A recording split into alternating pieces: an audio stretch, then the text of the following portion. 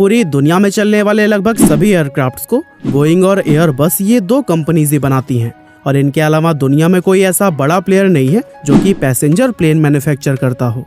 तो दोस्तों आखिर असल वजह क्या है, क्यों बोइंग और एयरबस के अलावा कोई दूसरी कंपनी एयरक्राफ्ट नहीं बना पाती? और सबसे बड़ा सवाल ये है कि क्या फ्यूचर में हमारा भारत या कहें कि कोई इंडियन कंपनी कभी एयरक्राफ्ट मैन्युफैक्चरिंग इंडस्ट्री में अपने कदम बढ़ा पाएगी? इन्हीं सभी सवालों के जवाब हम आज की इस वीडियो में आपको देने वाले हैं।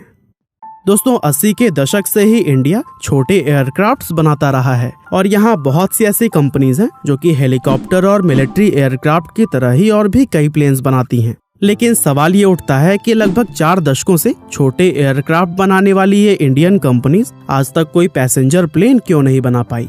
असल में इसकी मेन वजह है एविएशन मार्केट, जिसे बोइंग और एयरबस ये दो कंपनीज आज किसी इंटरनेशनल कार्टेल की तरह चलाती हैं और इसी के चलते दूसरे किसी भी एयरक्राफ्ट मैन्युफैक्चरर को इस इंडस्ट्री में बिल्कुल भी जगह नहीं मिलती है। एयरबस और बोइंग ने इस इंडस्ट्री के 99% हिस्से पर अपना कब्जा किया हुआ है और ये दोनों कंपनियां इस बात का भी खास ख्याल रखती हैं कि इस इंडस्ट्री में कोई और एंट्री न कर पाए, ताकि सिर्फ ये दोनों ही इस इंडस्ट्री के किंग बने रहें। लेकिन फिर सवाल ये उठता है कि आखिर इन कंपनियों ने इस मार्केट के इतने बड़े हिस्से पर अपना कब्जा कैसे किया और क्यों दुनिया की कोई भी कंपनी इनसे इनका ये मार्केट शेयर नहीं छीन पाती है?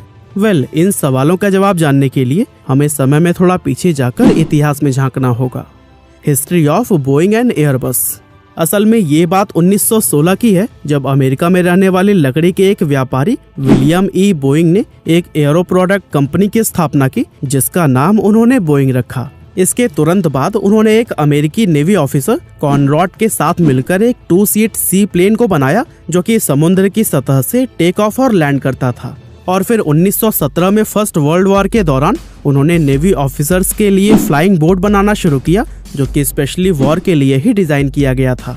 और कुछ इसी तरह वर्ल्ड वॉर 2 के दौरान भी उन्होंने युद्ध के लिए कई मॉडर्न एयरक्राफ्ट और जेट विमान बनाए, जिसके लिए अमेरिकन गवर्नमेंट ने उस टाइम उनकी कंपनी में $100 बिलियन की फंडिंग भी की थी। और दोस्तों इस तरह से ये वॉर खत्म होते होते सरकार और बोइंग के बीच की बॉन्डिंग काफी गहरी हो गई थी और इस कंपनी को गवर्नमेंट का पूरा सपोर्ट मिलने लगा, जिसकी वजह से उसने अमेरिकी राजनीति में भी अपना दखल देना शुरू कर दिया। उसी दौरान यूरोप के भी कई सारे देश अपनी एविएशन इंडस्ट्री को डेवलप कर रहे थे और वॉर के लिए एयरक्राफ्ट बना रहे थे।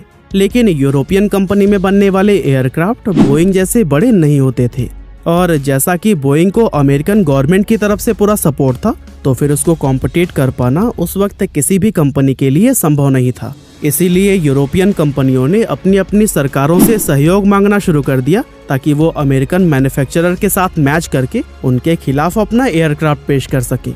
मौके की नजाकत को देखते हुए यूके, फ्रांस और जर्मनी के गवर्नमेंट ने एक साथ मिलकर काम करने का फैसला किया और अपनी छोटी छोटी एविएशन कंपनीज को मिलाकर एक बड़ी और पावरफुल कंपनी की स्थापना की, जिसका नाम उन्होंने एयरबस रखा। और यही वजह है कि बोइंग की तरह ही एयरबस के भी शुरुआत से ही गवर्नमेंट के साथ बहुत अच्छे रिलेशनशिप रहे हैं। इस तरह गवर्नमेंट का सपोर्ट, फंडिंग और दूसरी कई तरह की हेल्प मिलना ही वो मेन वजह है जिनका फायदा उठाकर ये दोनों कंपनी आज इतनी बड़ी बन पाई है। हालांकि चलिए अब हम जानते हैं कि कैसे बोइंग और एयरबस पूरी दुनिया में अपनी दादागिरी चलाती हैं और किसी भी प्लेयर को इस फील्ड में आने ही नहीं देती। अब दोस्तों चूंकि बोइंग और एयरबस दोनों के पास ही पूरा पॉलिटिकल सपोर्ट मौजूद है, इसीलिए ये दोनों ही कंपनियां यूएस गवर्नमेंट और यूरोपियन यूनियन के दम पर किसी भी एविएशन कंपनी को इस फील्ड में अपने पांव जमाने ही नहीं देती। और देखा जाए तो बोइंग आज यूएस के अंदर सेकंड बिगेस्ट लॉबिंग एजेंट है, जिसका मतलब ये है कि ये पैसे देकर अपने हिसाब से रूल्स, रेगुलेशंस और पार्लियामेंट्री डिसीजंस को भी चेंज करने की पावर रखता है और इस पावर के लिए हर साल ये करीब $250 मिलियन की फंडिंग करता है। सरकार के सपोर्ट के अलावा इन दोनों ही कंपनियों के पास एविएशन गाइडलाइन और प्लेन की क्वालिटी को चेक करने वाले ऑर्गेनाइजेशन FAA यानी कि फेडरल एविएशन एडमिनिस्ट्रेशन और EASA यानी कि यूरोपियन एविएशन सेफ्टी एजेंसी का भी इनडायरेक्टली सपोर्ट है और ये जब चाहे अपने फायदे के अनुसार गाइडलाइंस और लॉ में फेरबदल कर सकते हैं। अब अगर हम कुछ बड़ी कंट्रीज जैसे इंडिया, रूस और चीन को छोड़ दें, तो इसके अलावा जितनी भी कंट्री पूरी दुनिया में मौजूद हैं, वो सब EASA या फिर FAA के सेफ्टी स्टैंडर्ड को फॉलो करती हैं। इसीलिए बोइंग और एयरबस का इस पूरी इंडस्ट्री पर कब्जा करना और भी आसान हो जाता है। ऐसे में अगर कोई नई कंपनी प्लेन बना भी लेती है तो फिर बोइंग जैसी कंपनी इन अथॉरिटीज के जरिए उस प्लेन को क्वालिटी और सेफ्टी टेस्ट में रिजेक्ट करवा देती हैं, क्योंकि अगर इन अथॉरिटीज की तरफ से किसी प्लेन को सर्टिफिकेट नहीं मिलता है तो फिर बाकी के देश भी उसे खरीदने से पीछे हट जाते हैं, जिसकी वजह से कंपनी को भारी भरकम नुकसान से गुजरना पड़ता है। और कुछ ऐसा ही एक कैनेडियन कंपनी बॉम्बार्डियर के साथ में भी हुआ था, जिसने बहुत पहले ही ये समझ लिया था कि आने वाले वक्त में छोटे प्लेन्स की डिमांड काफी बढ़ने वाली है और इसी वजह से उसने छोटे प्लेन्स की मैन्युफैक्चरिंग स्टार्ट कर दी थी। अब बोइंग और एयरबस उस समय सिर्फ बड़े साइज के प्लेन से बनाते थे, क्योंकि उन्हें लगता था कि छोटे प्लेन्स में वो प्रॉफिट नहीं कमा पाएंगे। लेकिन जब उन्होंने मार्केट में बॉम्बार्डियर के छोटे प्लेन्स की डिमांड देखी तो उन्हें अपने मार्केट की हिस्सेदारी पर खतरा नजर आने लगा, क्योंकि बॉम्बार्डियर के प्लेन्स की कीमत और मेंटेनेंस खर्च काफी कम थी। इसीलिए जिन देशों को छोटे और अफोर्डेबल शॉर्ट रूट प्लेन्स की जरूरत थी, वहां से बॉम्बार्डियर कंपनी को काफी सारे प्री ऑर्डर आने शुरू हो गए।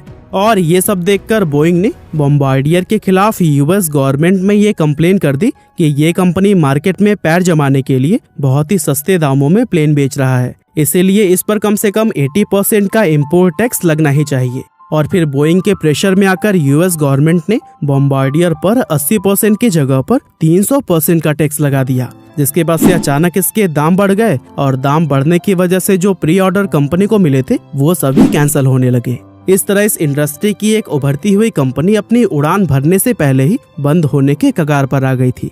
और इसी चीज का फायदा उठाकर एयरबस ने इस कंपनी के 50.1% शेयर को खुद एक्वायर कर लिया।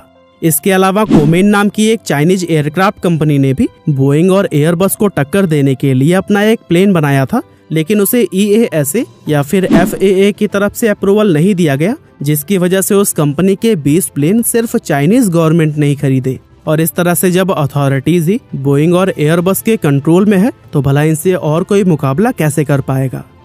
Y India can't make airplanes. खैर चलिए दोस्तों, अब आखिर में हम बात करते हैं कि भारत प्लेन क्यों नहीं बना सकता।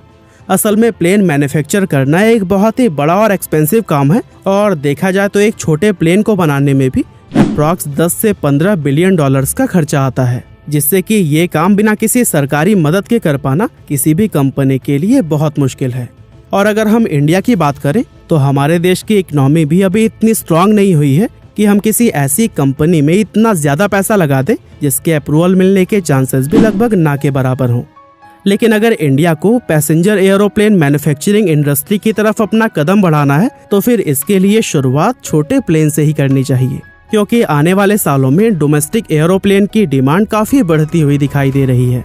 हालांकि ऐसा करके भी इस इंडस्ट्री में पैर जमाना इतना आसान नहीं होगा, क्योंकि जिस दिन इंडिया अपना खुद का पैसेंजर प्लेन बनाना शुरू कर देगा तभी से वो इन दोनों कंपनियों यानी कि बोइंग और एयरबस के निशाने पर आ जाएगा।